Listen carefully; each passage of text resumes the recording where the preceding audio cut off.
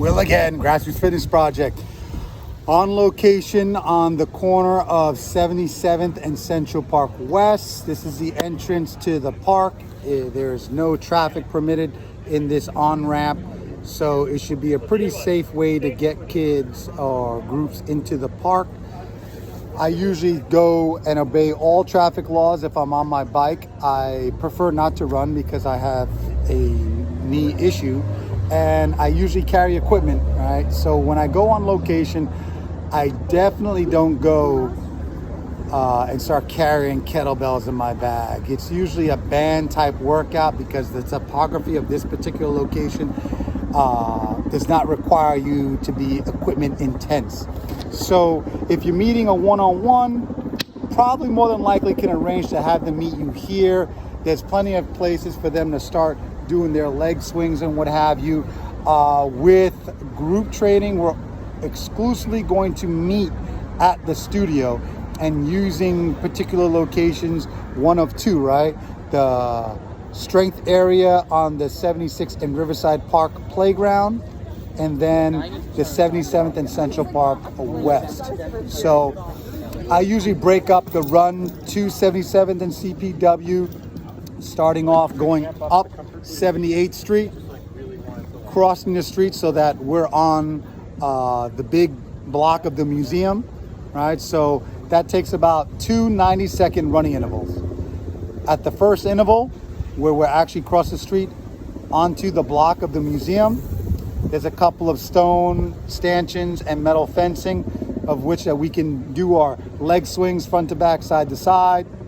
And then another 90-second interval should place them at the corner of 77th and Central Park West. You can break up the leg swings, do a second set of leg swings there, or do some toe touches, do some band pass-throughs, and then we can run the rest of the way, which is about a 30-second run to where I prefer to start this particular program. So, all right, that's the on-ramp. All right, you got stone walls here and there, and you can do leg swings, or you can start your across the floor warm-up on this slightly sloped track, slightly sloped pavement. And then I'll take you to the second location, which is going down to the right. There's a little quiet area I'll show you. Bye.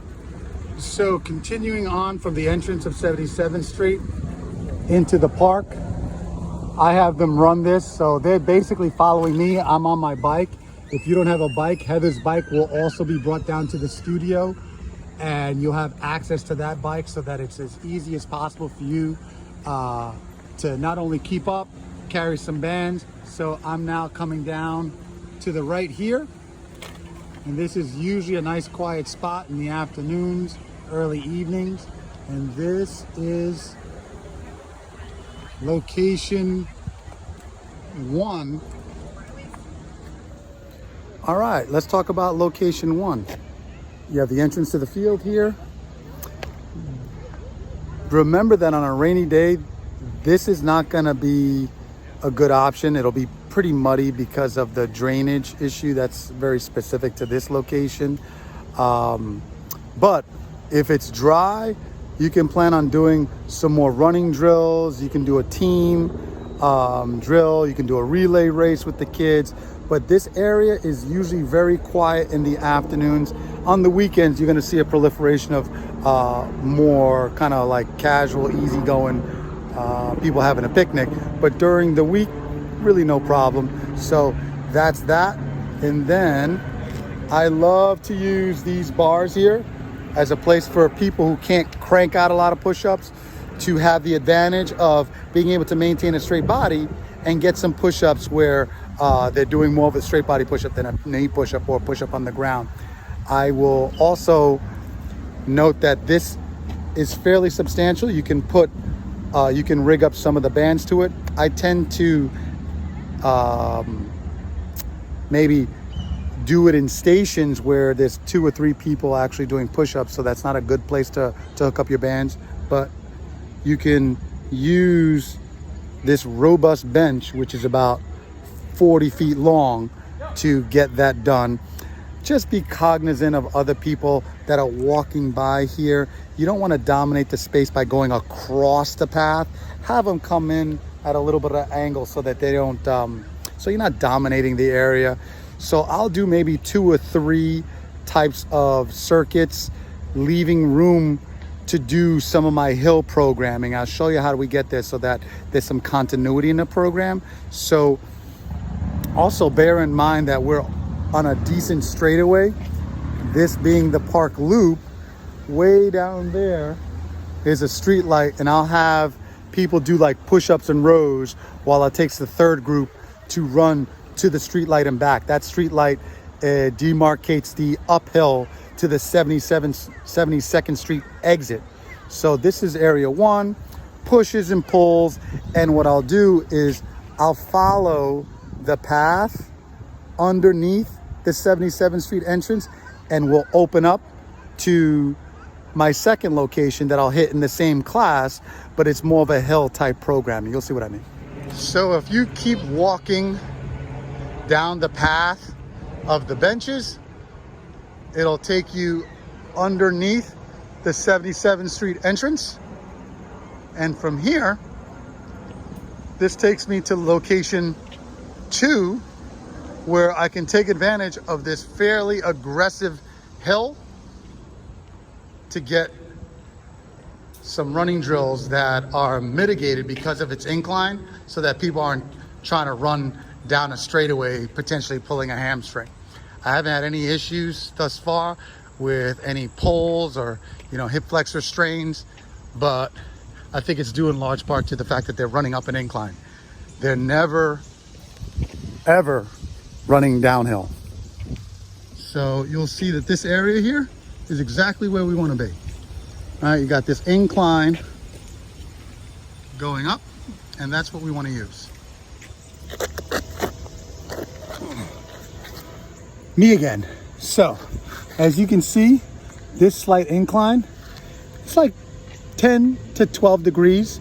It slopes up sharply and then kind of tapers off. There's 2 metal stanchions at the top of this hill, so all the drills will start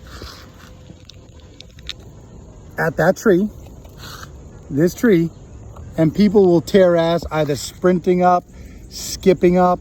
The 2 main forms of movement I use, and I usually couple that with some overhead presses with the orange band or a light enough band so that they'll get some blood shunting, right? Shoulder pressing with the band, they're stepping on the band, producing an upward overhead press. They'll drop that and then come up. I never have anyone running or jogging down. So if an AMRAP is your thing, consider the risk of injuring the client as they're rushing to get back down. I usually have them shoulder press. When they vacate the shoulder press, you can clean the handles. I bought enough bands so that no one, I think, needs to share. So they'll do an overhead press and then either sprint up or skip up, walk back down for their recovery, and do it again. I'll do that 3 or 4 times. And then on the last go round, I have them just wait for me up there. I pack the bands, I walk my bike up the hill, considering that you can't be biking on the paths. Consider that. And then from there, we start our 2 90-second runs back to the studio. That would be more than enough. That's a 55-minute program and then some.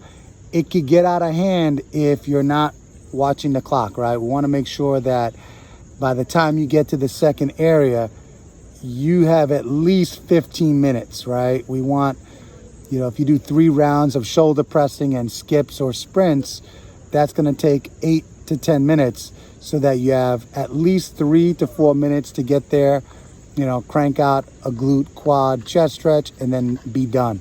55-minute class, right? Thank you very much. I'll meet you for the second location, 74th, 76th in Riverside. It's not a street per se because you're actually going into the park, but I think you can go into the park on 74th, and I think you can get into the park on 76th. I'll detail that in the next video.